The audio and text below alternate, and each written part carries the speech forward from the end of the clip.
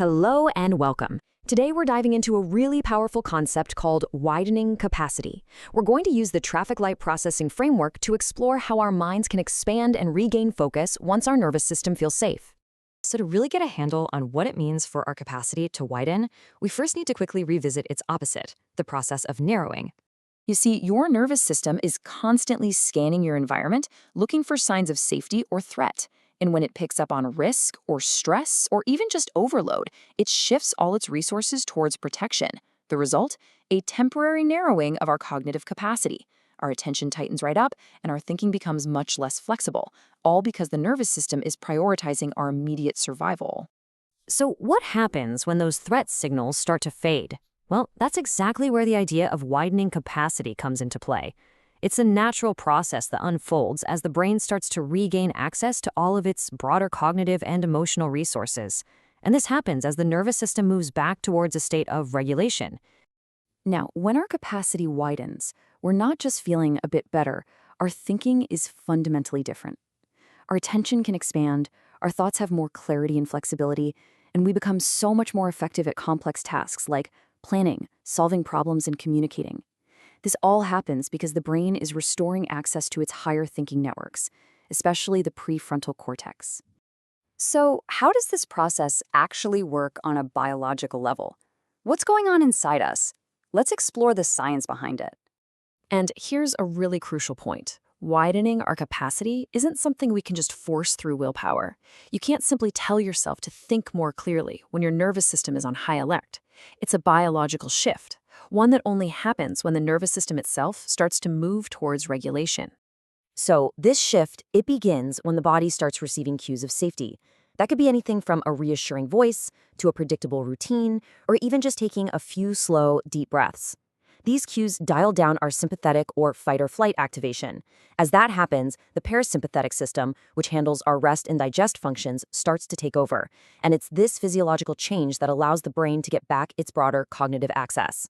Researchers like Daniel Siegel actually have a name for this state: integration.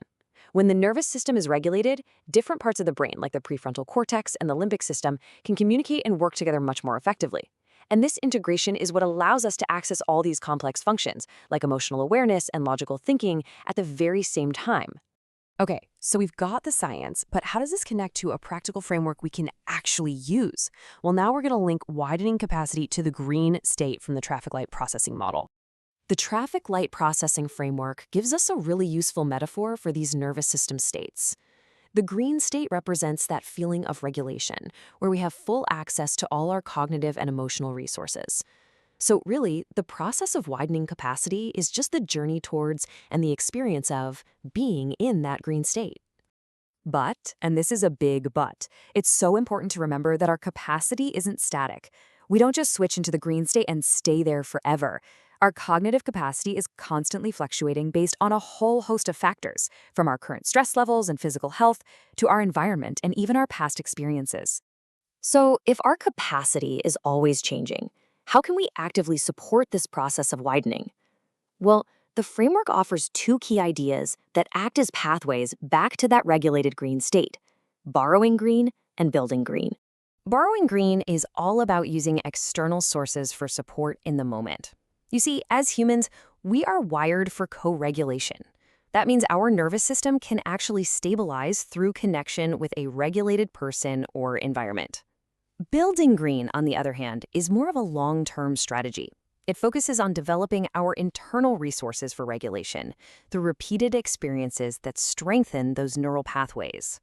And this idea of building green is directly linked to neuroplasticity, the brain's amazing ability to reorganize itself based on experience. So every single time we successfully navigate a stressor or engage in a practice that helps us regulate, we're gradually reinforcing those neural pathways for stability. That makes it easier for our capacity to widen in the future. Now, it's really key to understand that these are not opposing strategies. They're complementary. Borrowing green is absolutely essential for helping the nervous system stabilize in those moments of high activation. Meanwhile, building green strengthens our long-term resilience. Both are vital for supporting our ability to widen our capacity. Okay, let's pull all of these ideas together in our final section, which really gets to the core message of all this. Your capacity is not fixed. If there's one thing you take away today, let it be this.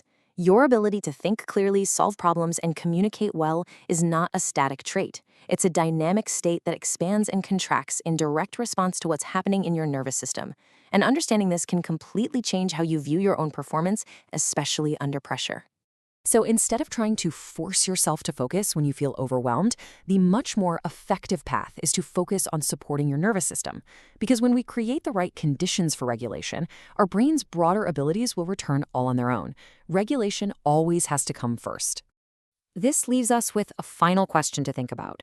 Knowing that capacity is dynamic and that it depends on regulation, what small changes could you make in your own life or environment to create better conditions for your capacity to widen?